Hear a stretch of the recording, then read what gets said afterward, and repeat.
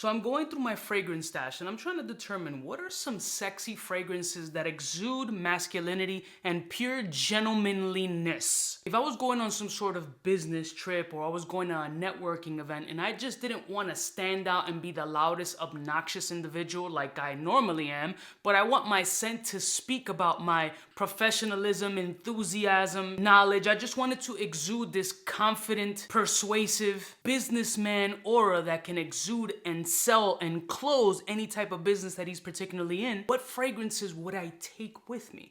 So I've compiled a list of 5 fragrances that I would take that are sexy, but very professional, very businessy, not to be disregarded as sexy, but more corporate chic. So let's roll my motherfucking music so I can put you onto 5 corporate chic, sexy fragrances that you can wear while networking.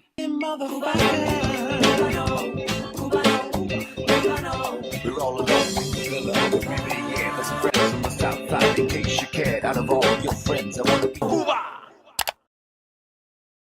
Blessed morning, my beautiful peoples. You know who it is. This is your boy, C to the U to the B to the A. And although I look like a clown 95% of the time, my networking game is strong. Your boy's got connects. Why? Because I know how to talk to people, I'm charismatic, and I always exude a level of confidence and comedic capability that clicks people's curiosity up and like, let's see what this dude is about. Fragrance can help enhance that, not just your conversation or the actual business or brand that you're trying to relay, but the fragrance can help bump it up just a little bit more and help with that icebreaker, that liquid courage in another type of liquid. This is not a consumable, this is a wearable. So the first fragrance that I selected that's a very easy networking type fragrance that has a corporate chic kind of old school, new school twist is by the house of Zaharoff, and that's the original Pour Homme.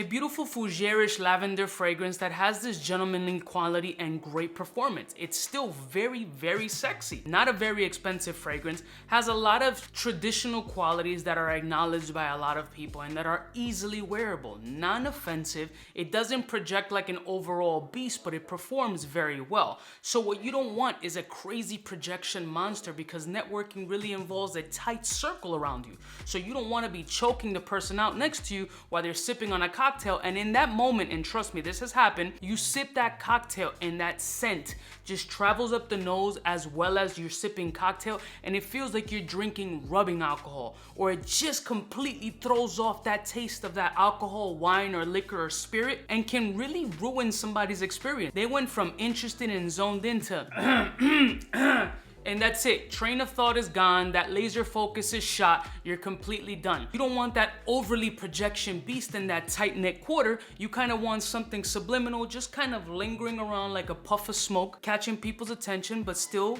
being able to pitch your professionalism. So Zaharoff Pour Homme is definitely one of them. Next one. This one is one of those late night networking events. So there are cocktails flowing, there is music in the background, and you guys are just on the mixy tip, right? So you can definitely pull off an Yves Saint Laurent joint, a little La Nuit de l'Homme Le Parfum, to help with that beautiful cardamom sex appeal, right? It's a little bit darker, so the tie is a little bit loosened, the buttons are a little bit more unbuttoned, the perfect pocket square is now a little bit drippy because you've been using it to wipe the sweat, but you're still politicking, you're still networking, you're still moving around.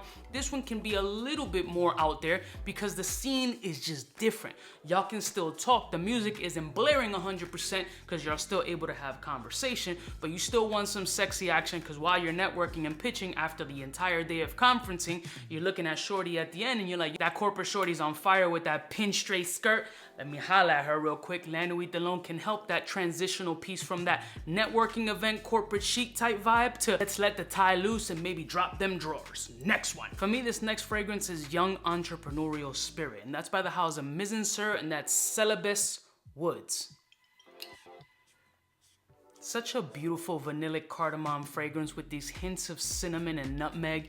It has this oody base about it that's a very, very light oud mixed with like this cedar component, and it smells so beautiful, so lovely, so inviting, and really a beautiful icebreaker piece as well. Mizenser has been able to tap into this kind of fresh, woody, but dark and deep fragrance kind of balance that it's just perfect for those corporate situations. This fragrance has this addictive quality. While doing this fragrance video, like, I keep going back to it because it's just so sweet and spicy and the right amount of everything just dribbles of everything perfectly balanced all across the board that I think will help enhance that conversation and that networking piece, and possibly, just possibly, have somebody comfortable enough to be like, yo, not for nothing, my G, what are you wearing? That shit smells fire. And you can feel confident enough to relay that information, you know what I'm saying? Open that floodgate of networking. Get that Rolodex going. That old school little black book of business should be coming back nowadays. It's not all about the iPhone plugin.